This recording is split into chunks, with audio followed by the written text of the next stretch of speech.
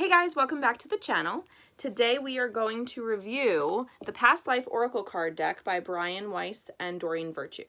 This is an Oracle card deck, which means it has no rules. Tarot cards are a 78 card structure. Oracle cards, no rules. Tarot cards have like playing cards, suits, and certain things that have to happen. Oracle cards, no rules. So this is a 44 card Oracle deck, which is pretty typical for Doreen Virtue. It is a beautiful deck. It has a gold sides, and this beautiful motif of through the doorway continues on every single card. It's beautiful. I use this deck in a variety of ways. Most often lately, I've been using it in multi-card pulls. So if I was going to pull on maybe there's an issue and we're trying to see, like, is this a past life issue? Is this something that's come from somewhere else? I'll use this deck to pull what lifetime are we working with? Where is the issue coming from? And then I'll use another deck to sort of parse out what to do about it. But if you just have questions about what's going on, if you know you're in a past life funk and something is coming up in your patterning that you're sure is from another time, I will just use this deck to use the language of past lives to work through whatever that is. So I'm gonna pull 2 cards today because I often find there's not, some of the cards are very simple. So for instance, I just had one. Like for instance, health. This is a beautiful card. No one's sad to get health, right? But it doesn't mean anything necessarily by itself. So maybe I don't even know what the ratio is, but some of the cards are like this. So like one of them is like just finances. That doesn't really tell me a lot if I was going to pull by itself. One of them is just biblical, which is like a time period. So some of them are like a theme. Some of them are a time period. Some of them are like an archetype of that you went through, you know, something that you've gone through in another life. There's a lot of different concepts in here, but it's better for me. I don't usually pull one card from this deck. So we're going to pull 2 cards and see what we get.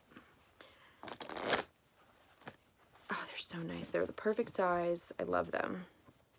Okay. 1, 2. Okay. I don't usually worry about reversed with this deck unless I'm doing it in a multi-card reading, because then I take it as like a negative from that life, you know, like this is a tough thing from that life as opposed to a positive from that life. But since this one, I got them both reversed. So we got knighthood and Native American both reversed. Again, cards are beautiful. No argument here. I mean, beautiful. I think they're all photographic images and they're all stunning. It's really beautiful. The art is fantastic. So let's see what the book says about knighthood and Native American and what kind of sense we can make from those.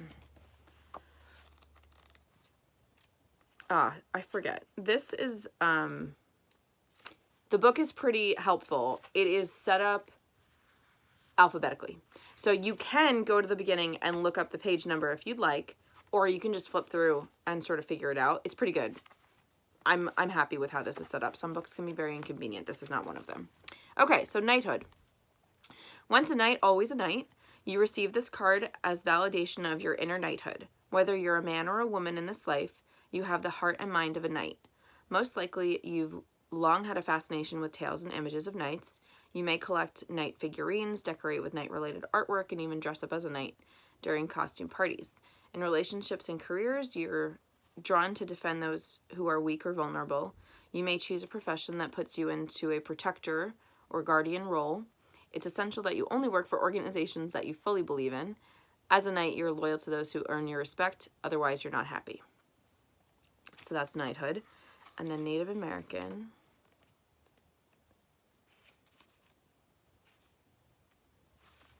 This card signifies that you had an important past life as a Native American, which is connected to your current journey in this life. If you've been drawn to Native American artifacts, culture, and spirituality, this is because they are familiar to your soul. Studying Native American teachings can help you awaken ancient memories and knowledge that you already have stored within you. This card can also signify indigenous cultures from other countries as well. Perhaps you have some hidden anger or pain because of a battle or loss during your time as an indigenous person. As with other past life traumas, a session with a qualified regressionist can help you heal this old energy. In this way, you can retain the lessons of love from that lifetime and release the painful blocks. So for me today, I don't have I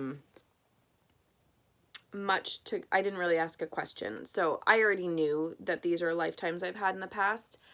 I would say they were both reversed, and sometimes my decks do that just to get my attention. So maybe at the moment there's something playing out that I wasn't fully participating or connecting with these two lifetimes. This is why I usually pull with another deck, because it's not really enough for me to figure out why. You know, there's no why. It's just pointing you in the right direction. So I really love this deck. It's one of my go-tos for a multi-deck reading. But I wouldn't really use it by myself. That's kind of its limitation, is that I don't think it doesn't go deep enough, because that's really not its purpose. The purpose isn't to get to the heart of what the issue is. The purpose is to figure out what lifetime you're looking at, and that's why I use it with multi-deck readings. I really love it. If you have any questions, feel free to reach out to me. Yeah, like and subscribe for more content. Have a great day. Thank you so much.